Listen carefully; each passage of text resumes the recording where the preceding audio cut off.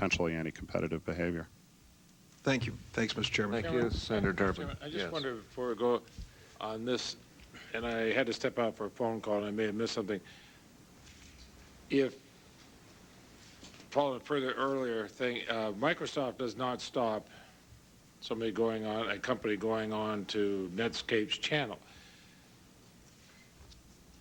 But do they have any restrictions on if a company that's already on Microsoft's, do they have any restriction with that company if they subsequently want to go on Netscape from being able to pay to go on Netscape?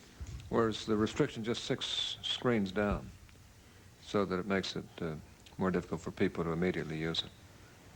My understanding is there are restrictions that they vary, but most, in fact, all of these contracts I'm not privy to. The contracts, I believe, are being asked for, and I'm not certain how they work. It's certainly our understanding in dealing with certain of these people that they have restrictive exclusionary, not exclusive perhaps, but ways of prejudicing those sites very much against either advertising or promotion of our product. Now, I'll give you one example. Earls, which is a local, in this area, internet service provider, where they switched back and they went away from the Microsoft contract, and immediately the market share went for Netscape from like 30 to 70%, almost within a period of weeks, which shows that there was pent-up demand that was being restricted by the way they were allowed to promote our product versus our competitors' product. Now, Earls is an independent company. They can do whatever they want, and they can sign up any agreement they want with Mr. Gates or anybody else, and it can be as violently prejudicial unless and except if they are a monopolist. That's the issue to me. Senator Sessions, you'll Thank you, Mr. Chairman. be our last questioner before we get to the end. I will not take all my time, perhaps. I'm sure everybody has been thoroughly fascinated by the discussion we've had today, and I just want to say as a citizen how much we appreciate all of you and those you represent in moving this nation forward in its productivity. Many people are telling me that one of the reasons for the strength of this economy is the productivity increases driven by your industry. You've made us proud internationally.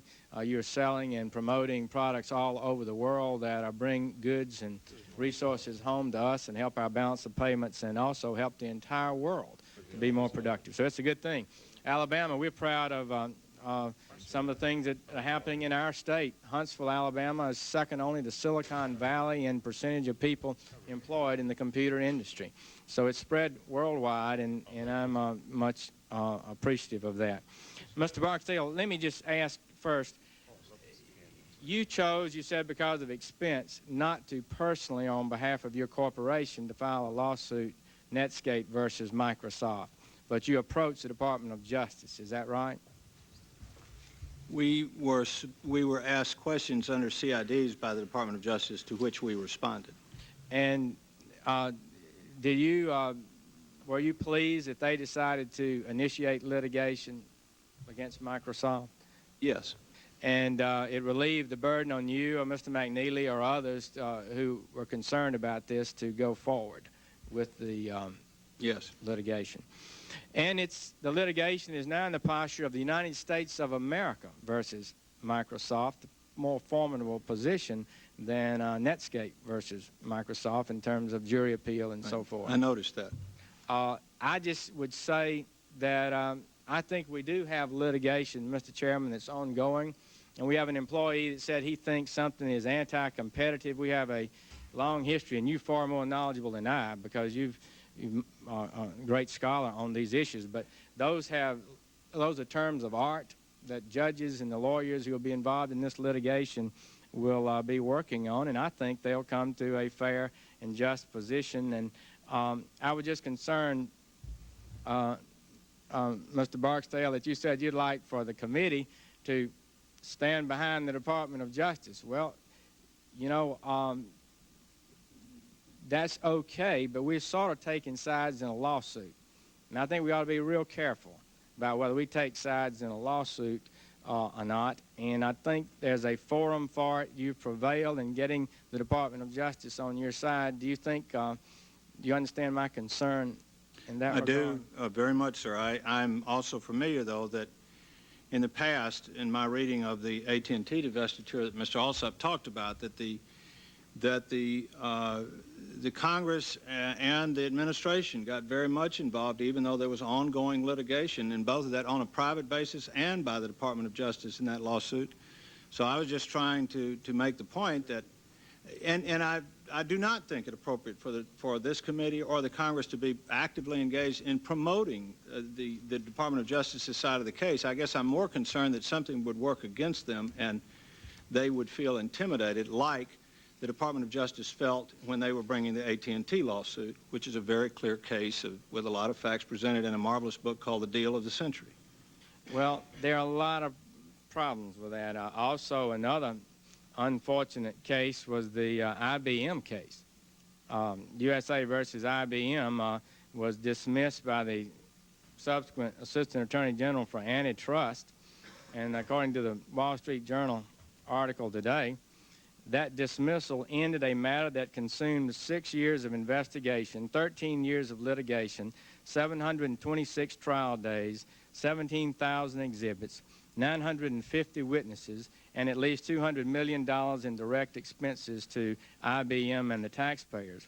Its impact on IBM was incalculable, as the company was forced to make decisions for 19 years based not on the marketplace, but on what will the lawyers say, an approach that breeds timidity and stasis.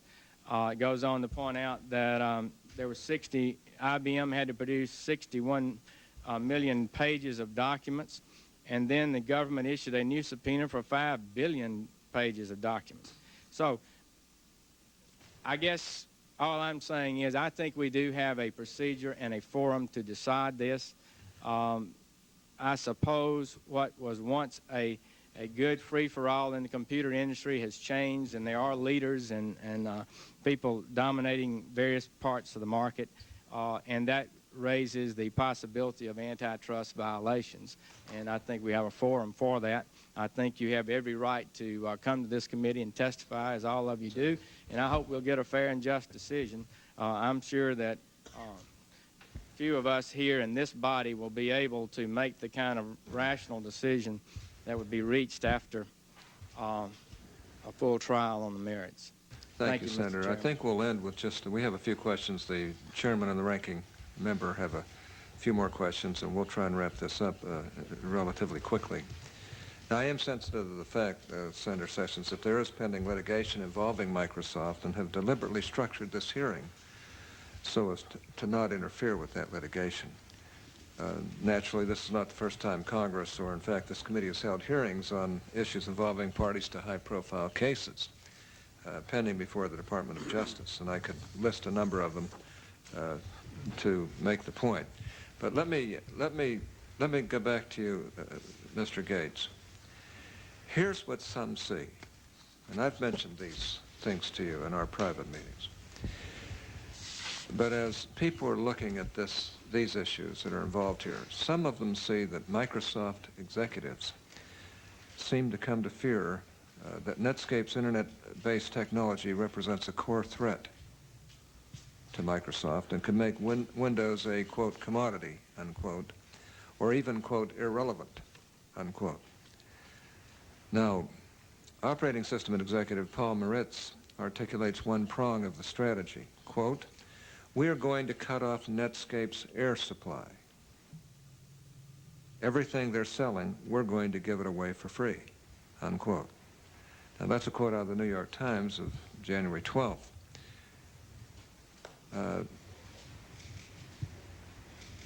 Apparently, some think this should work, telling the Financial Times that in 1996 that, quote, "Our business model works even if all internet software is free.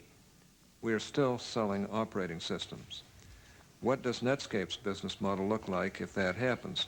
Not very good," unquote. Your number two man, Steve Ballmer, who seems to come up everywhere in these issues, and I think is a person who's very formidable but very much feared in the industry.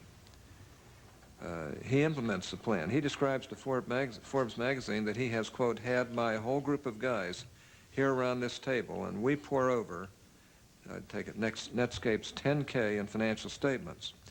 We know exactly where they make their money.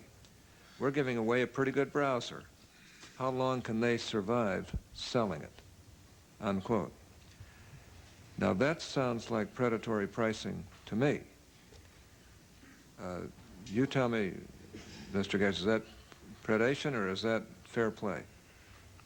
Or is this just talk on the part of your executives? Well, there's a lot of different things that you strung together there, and I don't think I'll have time probably to respond to all of those things. Certainly, we do compete with Netscape, and Netscape built their browser into a platform, and so that there's competition between, will developers focus on that platform or will they focus on Windows? That kind of competition is a very healthy thing, and I think in the course of that competition, we have enhanced Windows. We've done very good things supporting the Internet. We'd like to be able to freely support the Internet standards in Windows. We think that is a good thing for customers, and we'd like to pursue that fully. In terms of the quotes there, most of those quotes I wasn't anywhere near, so I can't comment whether the quotes were made or not. But see, if they were made, you can understand why people are very concerned about it, and people here as well. Mr. Chairman, one of the quotes was from Mr. Gates to the Financial Yeah, Times. one was your own. Well, I saw that there's a notebook that you handed out to the senators with that quote, which was just read. That's a misquote, that one in particular. But it is fair to say that when you compete with people, you think, hey, we're going to have a better product. We're going to win the customer. We're going to do a good job here on these things. And there's a lot that's said in that competitive framework. So without being able to comment on those specific things, yes, we view Netscape as a competitor. I have been asked many times whether Netscape has a future, and I've said they have incredible opportunities to do great things. I've told customers they've done good work. I've told customers in this world of Internet software there's a lot of things that they can do, including the opportunity to distribute great products across the Internet is a fantastic thing. And we declared our intention to do the Internet browser as part of the Windows operating system before Netscape was founded. Now, they've done a good job on that. There's a lot of people who like their product. There's a lot of people who like our product. Mr. Barksdale pointed out the one review of the 20 in the recent thing that went in their favor, and he should be very proud of that. That's a good thing. I'm sure when that review came out, there was some things said about Microsoft that are very similar to the quotes that you've just put forward that some of my people who work hard building these products think about every day. But at the end of the day, let's remember what really counts. What really counts is doing great software. Customers have never had such an easy choice of great software, and they will pick what the best product is. And anybody doing a great product in this business can do very, very well. Well, Mr. Gates, not if there's predatory pricing, and not if there's monopolistic, improper, violative, monopolistic control. Your quote was from the Financial Times, June 10th, 1996. Quote, "Our business model works even if all Internet software is free," says Mr. Gates. Quote, "We are still selling operating systems. What does Netscape's business model look like if that happens? Not very good." So, I just pointed out because it isn't just the business of selling software, it's the business of selling it fairly and competing fairly. And that's what's got so many people concerned. Let me just take the next step in the scenario some might believe is occurring. Just giving the product away for free doesn't seem to be working. Microsoft Senior Vice President Jim Allchin sends an email outlining the additional steps needed to eliminate the Netscape threat. Step number 1 is, and I quote, "ensuring that we leverage Windows. I don't understand how IE is going to win. The current path is simply to copy everything that Netscape does, packaging and product-wise. My conclusion is that we must leverage Windows more. Treating IE as just an add-on to Windows is losing our biggest advantage. Windows market share, we should first think about an integrated solution.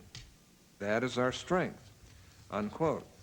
Now, you sign on, according to the Financial Times, you state that bundling the browser with Windows will give PC users less incentive to buy Netscape, making their initial market lead, in your words, quote, moot, unquote. Now, I'm not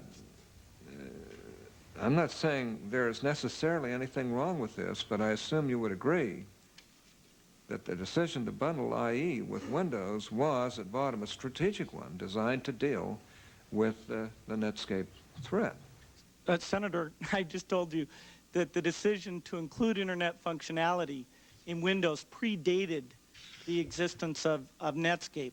And I really do appreciate the opportunity to respond to the quotes. You know, Netscape had 6 quotes in their press release, and now you've gone through all 6 of those. And I think it's great to have a chance to go through. I don't know how much time to step through each one of them, but in particular, let's take Jim Allchin. Jim Allchin's an engineer. He's a great engineer.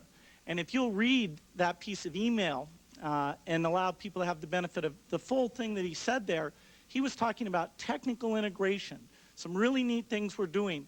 For example, this idea of not having to learn a new help system, being able to use Internet standards for creating that help text and having the help text not only local but out on the system and using that interface. He talks about doing that. So when Mr. Allchin uses those terms, he's talking about what he's doing to develop those products. And I'm very proud of the work that Mr. Allchin has done in this area.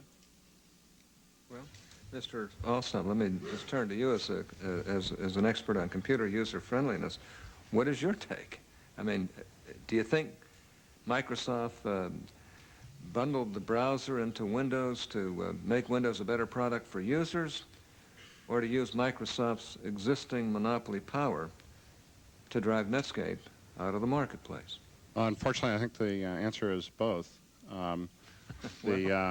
The opportunity to expand the definition of the operating system to integrate new features into it is and should be a fundamental right of the designer of an operating system. And over the time that I've been watching Microsoft, I've criticized them on a regular basis for being slow to do just that when they were in a more direct competitive battle with Apple and its Macintosh operating system. And so this line between what is an application and what is a set of functionality that exists outside the operating system and what belongs inside it is a very squiggly line and hard to define. I think it's clear, and I think Microsoft's on the record, that they were using the leverage inherent in owning the operating system to compete with Netscape. Whether that's unfair or not is a judgment that needs to be made, but I think that's clear, and I'd be surprised if Bill denied that that was part of the motivation for making the browser free.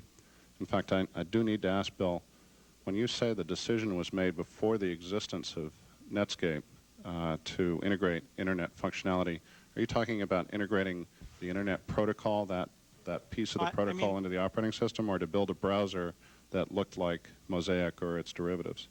Yeah, we actually licensed, as you know, Mosaic and paid Spyglass, who pays the University of Illinois. And that's the code base that we... But I remember that license being executed after Netscape was founded as a company, yes. Mosaic Communications. We had an independent effort to build a browser, and we've gotten a long way. There was some legal issues in terms of that Mosaic code being licensed that didn't make it available to us. And so we had a choice to make. Did we use the in-house code we used, or did we use that Spyglass code? We also wanted a very high volume distribution license because we said, hey, this is the way we want users to get information. Not just information on the internet, but also information on their network servers, also information on their local personal computer. And making that consistent so that the function that's always been there in the operating system of letting you get information, so that you're sharing the good things about how that's been done locally along with things that are done remotely. Certainly that was part of our strategy, and well-documented part of our strategy before Netscape was founded. We actually shipped the browser not until August 1995. It came out as part of the first release of Windows 95. So when you stood up on December 6th of 1995, I think that was the date, when you did the Internet speech, what was the thing that you'd not recognized that you... We at that time, as you know, had shipped Windows 95, including Internet Explorer. And so we had a browser But despite the fact that it was part of Windows, it was behind. People were not choosing to use that browser.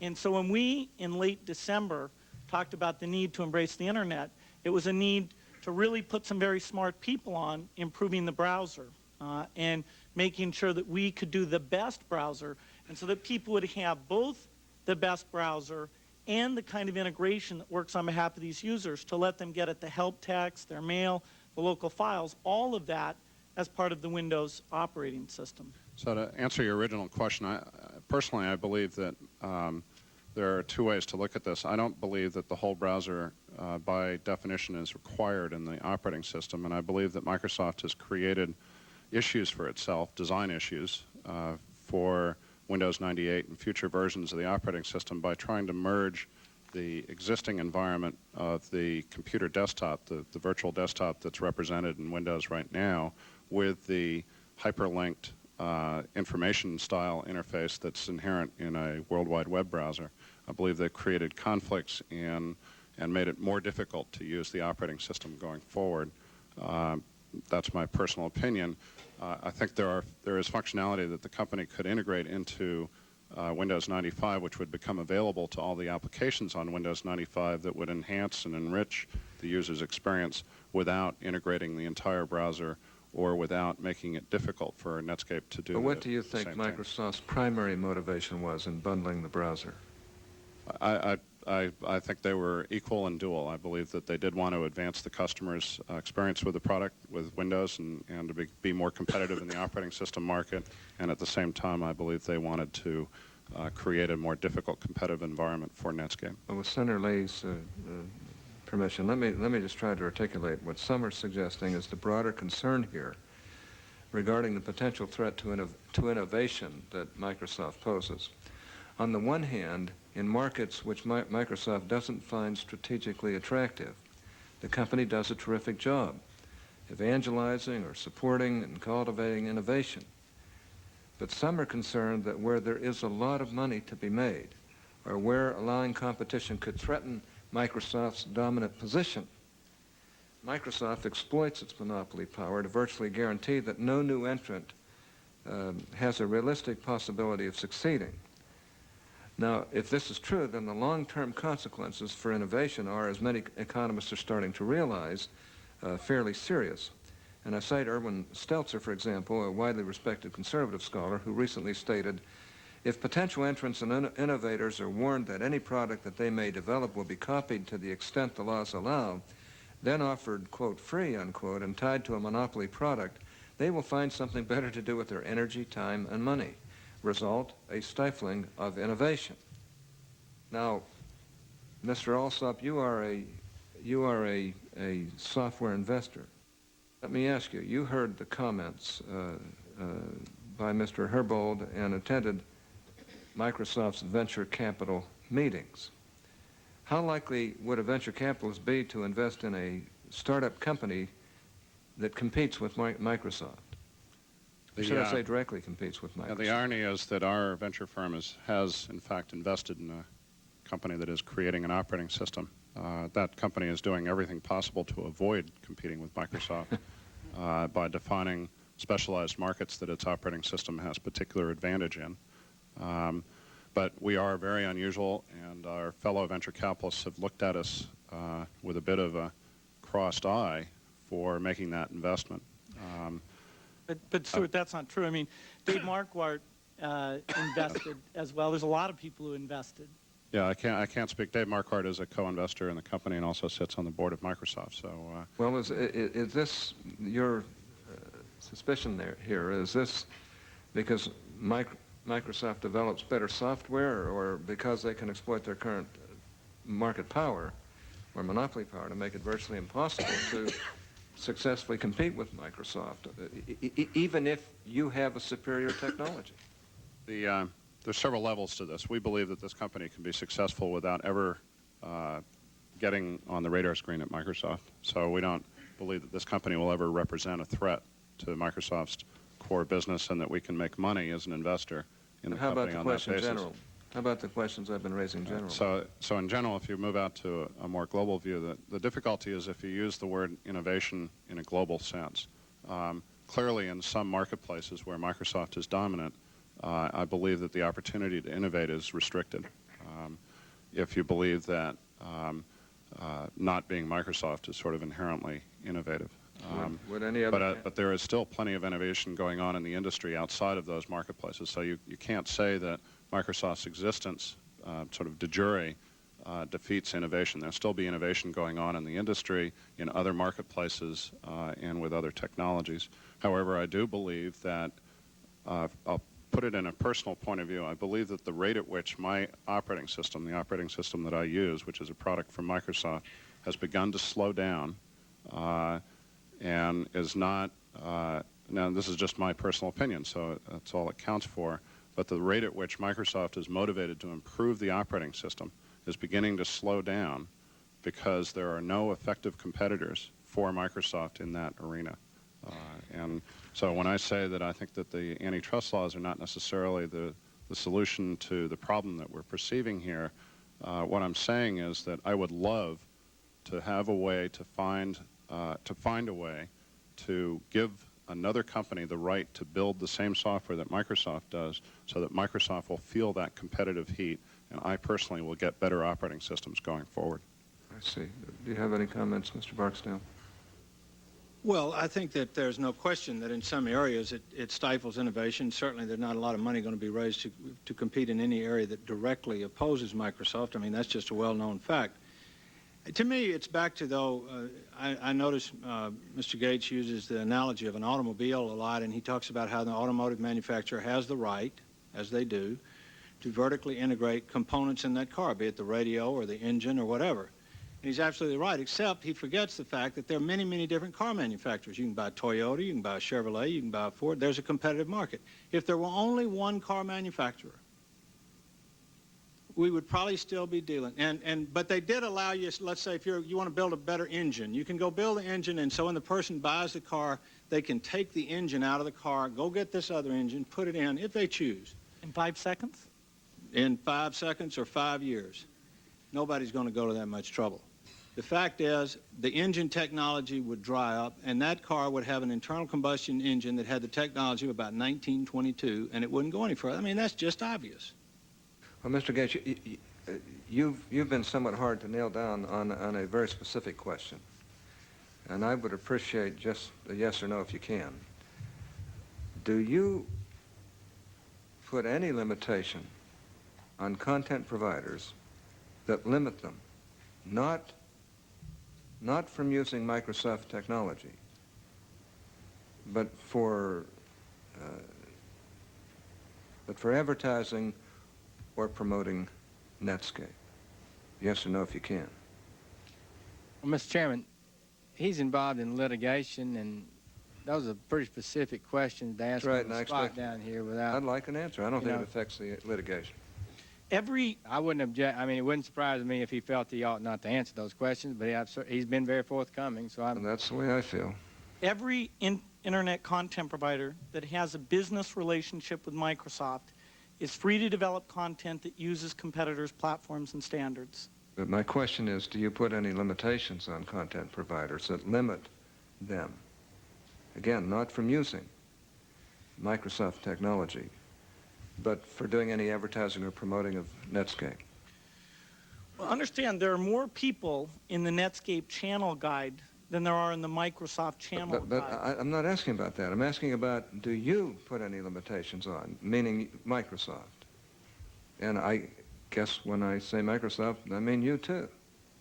Because you're, I know what you mean, me too. well, Microsoft. Let's limit it to Oh, Microsoft. what do you mean, me too? Well, because you're a powerful, dominant force in Microsoft. There's no question. Forget about you. Let's talk about I don't put any restrictions on. How about Microsoft? I've never met with any internet content provider. How about Microsoft? Do they put limitations or restrictions on people from advertising and promoting Netscape?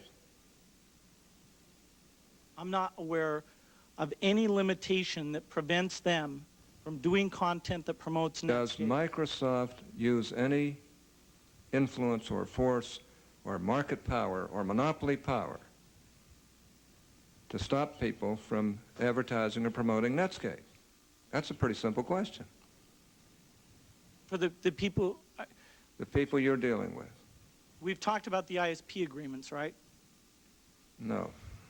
We've talked about that, but I'm talking about content providers at this point. There are many content providers who are on the Microsoft Channel Guide who do things to promote Netscape. For example, Disney. That's not my question. I'm saying there's no. My question is, I'm do you giving put a any perfect limitations? example. I'm giving you a perfect example. If that, there's Disney is on that channel bar.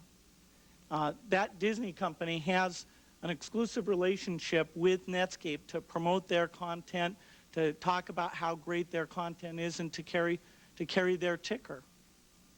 Well, you might cite Disney, but I understand they don't have an exclusive situation there. I don't know what you mean.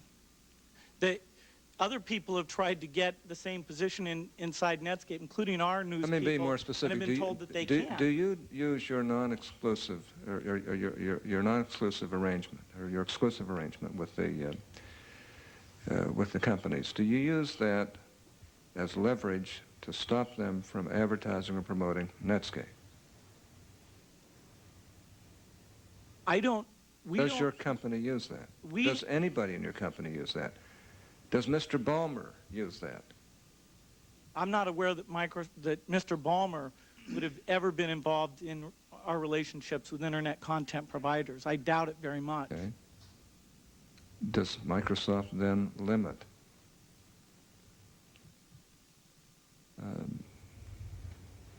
place any limit on any content providers that limits them not from using Microsoft technology, but for advertising or promoting Netscape or any other competitor? I said earlier that on the pages that you link to through the channel guide, that on those pages you don't promote the competitive product. But that's a unique URL. You're free to promote their content in quite a variety of ways, but not off the specific page that we link to.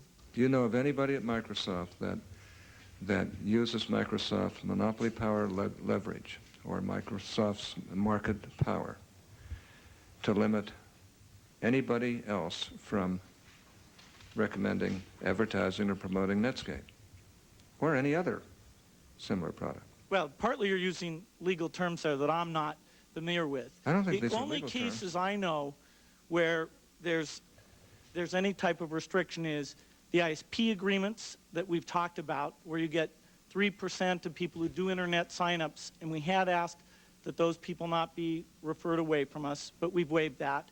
Right. And then in the case of the ICP, for the pages they create through the channel guide, those pages uniquely talk about Microsoft. Is there any policy of Microsoft to place limitations on any of your business associates or businesses that you do business with that would limit their right to advertise or promote Netscape or any other similar product? Okay, I went through the ISP case, right? Yeah, that I accept.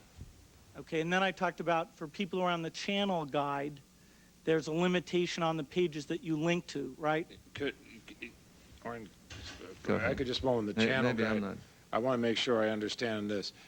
If you give somebody right on your channel guide, do you have anybody who's on there who are told that even though they're free to go on somebody else's channel, Mr. Barksdale's, for example, that they're not allowed to pay to go on there? All the previous questions See been what I'm about. saying? No, but you see what I'm saying? I just want to follow, and this is sort of in addition to what the chairman's asking. In other words, you've got somebody who's got a favorite spot on your channel. Now, they're free to go on somebody else's, but are they free to pay to go on somebody else's, or are there restrictions which says you're free to go on somebody else's, but you're not free to pay? Are there any such agreements? Okay, previous questions have all been about, can that content provider promote Netscape? I understand. Which, as I've described, except for their channel page guides, they are free to promote Netscape. There is in the Platinum Agreement, which is, I think, I don't know, about 10 people, there's a period of time which if you're in our channel guide, then you're not expected, you're restricted from paying to be in the Netscape channel guide during that period of time. By Microsoft? By the channel, by the agreement, the ICP agreement you sign. That does not restrict you from promoting Netscape. It doesn't prevent you from exploiting everything that's in their browser. But for the people that we have, which is a lot less than they have, you don't, during the time you're in our channel guide, you don't sign up to pay for the Netscape channel guide. But Mr. Gates, this is somewhat a critical question here. Obviously, if you've got somebody on there and you say you're free to go anywhere else, you just can't pay to go anywhere else. That makes it a little bit less apt that they will go somewhere else, especially if they're somebody who are not going to be eagerly sought to go on the channel guide of Netscape or something else without paying. So to that extent, it's a restriction. Now, am I correct from your answer, however, that if they're now on your channel guide, if they've got links, reference, or anything else to Netscape, there is no restriction on that, on what they say about Netscape, if they promote it, Netscape or anybody else. I use that because Mr. Barksdale's sitting right there, but there are no restrictions on that whatsoever. Even though they're not allowed to pay to go there, there's no restrictions on what they say while they're on your channel. Except for the specific pages that we link through the channel guide, they are free to promote Netscape and have links to Netscape. That's right. Mr. Barksdale, do you have any comments about this? That's not my understanding, Senator, because I know of situations where people have told us they couldn't pay us for promotion, and that generally didn't make them very likely to get on one of our sites. But I must say, I mean, I'm dealing in third-hand information just probably like Mr. Gates. I think this is a matter, as Senator Sessions has said, that I think these hearings and maybe future actions would want to get at the bottom of, because I know that our people who sell and market in this space feel that they're severely restricted based on agreements that potential customers, partners on these things, have signed with Microsoft. But I am certainly dealing in third-hand information here, and I haven't personally negotiated one of those contracts myself with the partner. Okay, well, Mr. Gates, my time is up, and I'm going to turn to Senator Leahy. But before closing, however, I did want to bring up just one other matter with you that you and I have discussed. Namely, you and I and your general counsel discussed producing a letter similar to the one Microsoft provided to the Justice Department, making it clear that it's non-disclosure, that your non-disclosure agreements would not bar Microsoft licensees from cooperating with the committee. I appreciate the offer, and I hope that we can get that ironed out in the future. And it is with an understanding that your secrets would be protected, and your business secrets and your technology secrets would be protected by the committee. So I'd like to work that out if we can in the future, and I think this has been a terrific hearing, and I think all of you have really done a very good job. But let me turn to the ranking member. Thank you, Mr. Chairman, and I, for those of you who are, sorry, you tried to say something? Yeah, Senator Hatch, I just wanted to offer one last comment, because again, as we came here, happy to come here and participate in what was, titled, I think, Market Power and Industry Structure, and we've spent a lot of time today focusing on Microsoft and in particular, and there's a couple of points that I wanted to respond to before we closed, and I'll go in reverse order. The first one relative to Steve Ballmer, who is a senior executive at Microsoft and who I've happened to know since 1979, so before he went to Microsoft, and I know Steve to be a very bright and energetic and very competitive individual, and I think that to the degree that we're, offering quotes from magazines suggesting that Steve himself may be conducting an anti-competitive behavior, it concerns me both on a personal level and then the legal issue is separate, but let me talk on a personal issue. During the 1980s when I was... I'll interrupt you for 1 second. I understand Mr. Dell has to leave. and we want to accommodate you. And we're going to finish up in just a few minutes anyway, but if you I'm do going have... to ask my 12 questions of Mr. Dell. No, it's a joke, Mr. Dell. We, I'll we submit them in appreciate you. writing. We appreciate you coming, Mr. Thank Dell, you. and we're glad you were here. Go ahead. I'm sorry to interrupt you. That's quite all right. But again, in reference to Mr. Ballmer, I think again what would concern me as an entrepreneur in again looking at this industry, and again I want to make a couple of my own positions clear if I haven't, which is I don't believe that any existing. I mean, I believe the existing laws are fine for dealing with the current structures that we have. I don't believe that any new laws are required. So in that vein, I am in concert with Mr. Barksdale and Mr. McNeely and Mr. Gates. But relative to the, and again, I believe that the courts can determine some of these specifics as to whether or not any laws have been broken. But I would be concerned about, hearsay and tone, because when you elevate it to the senatorial level, this obviously, creates a lot of presence and there's a lot of influence on young people. And I think as a young person in the 1980s, when I was leading or trying to build a business from scratch, what was going on in front of the Senate was that there was other industries, including, and again, not to pick on one, but the auto industry that was here. Unlike Mr. McNeely, was here asking for help, and was, and we've had other industries which have been regulated, which have not served the public well. And so one of the things that I was always proud of, that our industry was a model for effective competition and capitalism. And I think that my personal view of Steve Ballmer, not a legal one, but my personal view is he's not unlike a great football coach. I mean, a football coach in the locker room is going to say to his team, let's get out there and crush them. He's not recommending assault and battery. If he says, let's go kill the competition, he's not recommending homicide. I mean, he's trying to rally his troops, and to the degree that it's perfectly legal for them to analyze a competitor's financials. And even in the context of the other quote, which talked about business models, all of us in the software industry, as we've tried to create the industry, have changed our business models at time. I even just read an article by Mr. Andreessen, who's now famous and wealthy, and viewed as one of the individuals that's helping drive change in our industry, and one of the founders of Netscape. And he talked about how in their business model that they could survive and compete by giving away the browsers free and charging more for their server software. And we haven't talked about it, but Netscape's got some wonderful commerce server products which could compete extremely effectively with Microsoft's products, which perhaps lag in that area. So again, I'm just want to make sure that in the tone of this thing we understand that I believe that if we I would say characterize leaders in this industry without the facts of a legal cases to defend that again sends the wrong signal, that we don't want to be competitive, because these young people are all doing exactly what got the American economy into trouble 8 and 15 years ago. They're doing the opposite of that, which is being very competitive. I think we do understand. Yeah, we agree with you on that.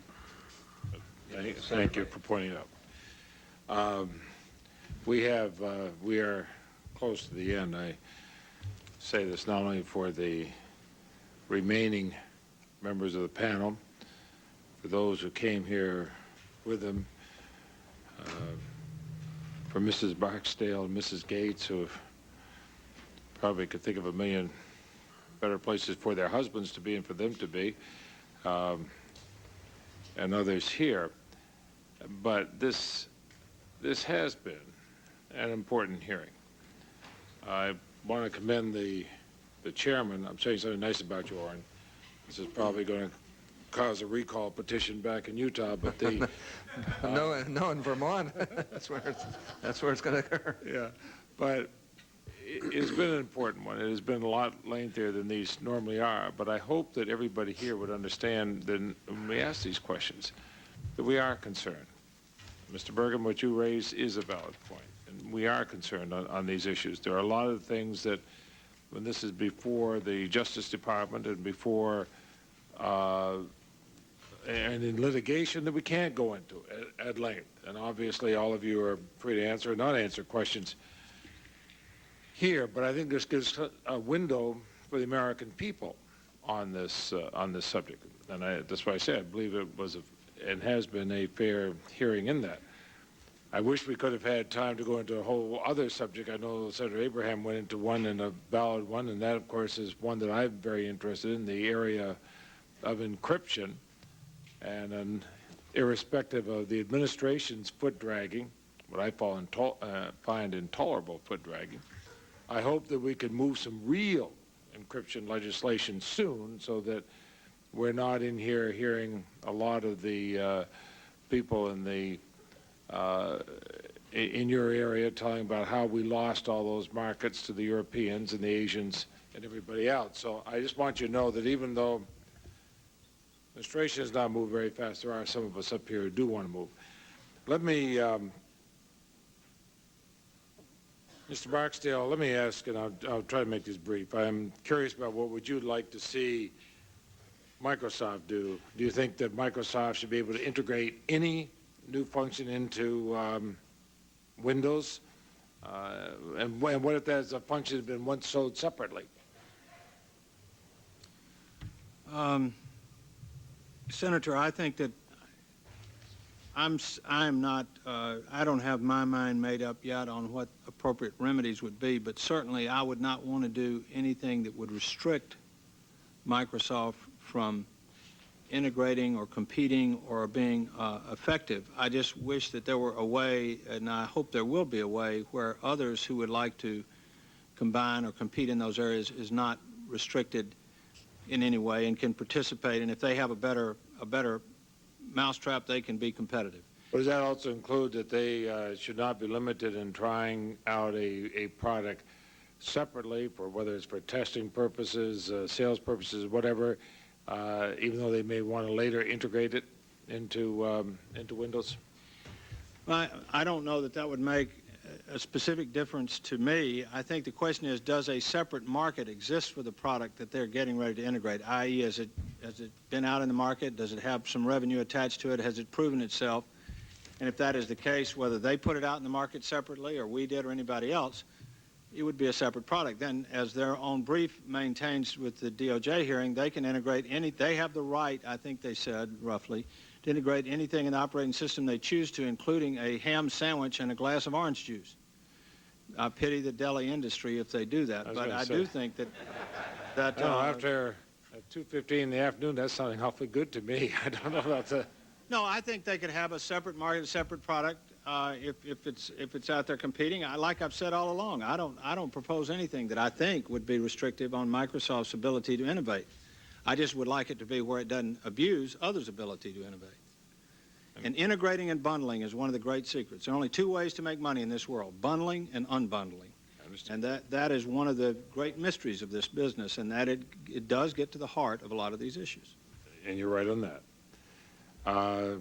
Microsoft took some steps to review this and make some changes in its ISP agreements. I think that those are significant, no matter what the timing issue was or anything else. I think they're significant, and I compliment Microsoft for that they're not going to bar ISPs from promoting or advertising a competing browser.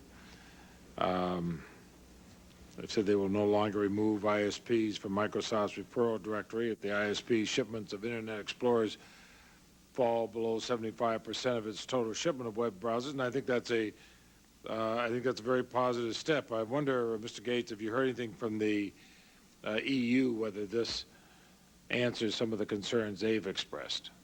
Actually, there were never any formal concerns expressed by the EU, and we believe they reviewed this and that they don't have any concerns. Okay. Do you feel this may have forestalled some concerns? It's absolutely possible. Mr. Barksdale, do you think this will help for cooperation in the browser market? I mean, the steps that they've taken, these agreements in the last few days? Are certainly productive and moving in the right direction. Yes, sir.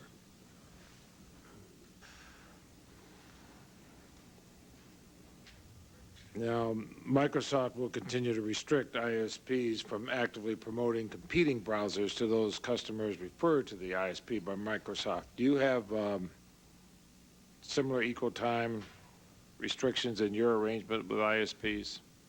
No, sir, I don't believe we do. Is that a fair restriction?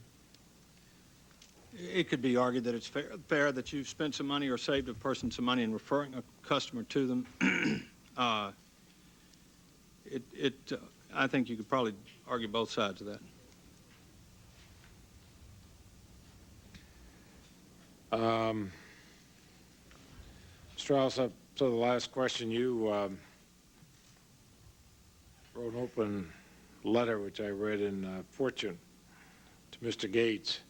Mr. Gates probably read it too, I'm not sure, but it said that you predicted the feds are going to sit on you for the next 20 years. Now, it's an interesting prediction because 20 years from now on the Judiciary Committee, probably the only person still here will be Senator Thurmond, but... And he's not here for that comment. So. But I'll do penance later, but with clear guidelines from the antitrust department about these practices of conduct, would that be preferable to ongoing risk of enforcement action? Or is it just a fact of life that whether it's Microsoft or anybody else that gets big like that is always going to have to be looking over their shoulder at the Department of Justice? Well, I think that's the fundamental idea of antitrust law, that there's a notion in our economy and in our society that when a company gets to the point of controlling a marketplace, being able to raise prices at will and not have competitive alternatives, that the government begins to believe that it should take a look at the business practices of that company. I made that statement because I view the biggest challenge for Microsoft going forward, now that it's in the position it's in, is changing its culture adequately to no longer consider itself to be the underdog. Microsoft, actually I'll mention Microsoft's big partner, Intel. The CEO of Intel talks about using paranoia as a form of business management, that you're always scared that a competitor is going to come along and unseat you.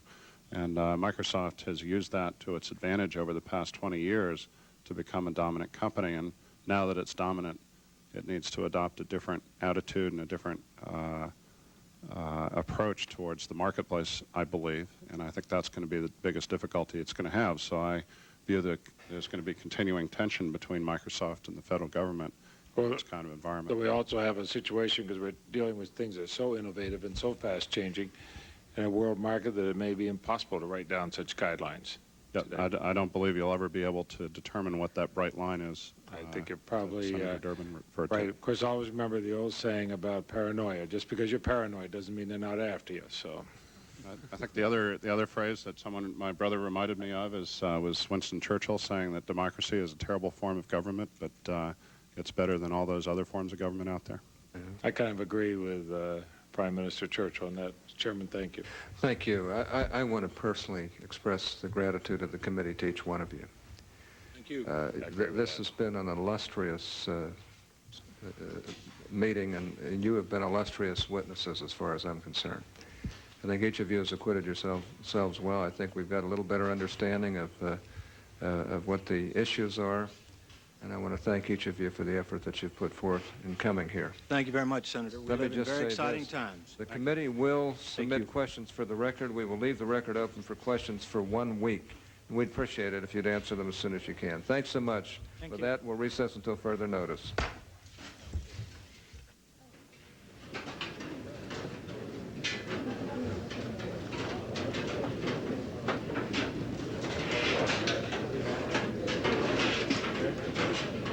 This hearing will re-air this Sunday at noon Eastern here on C-SPAN. And here's a look at tonight's program schedule. In a moment.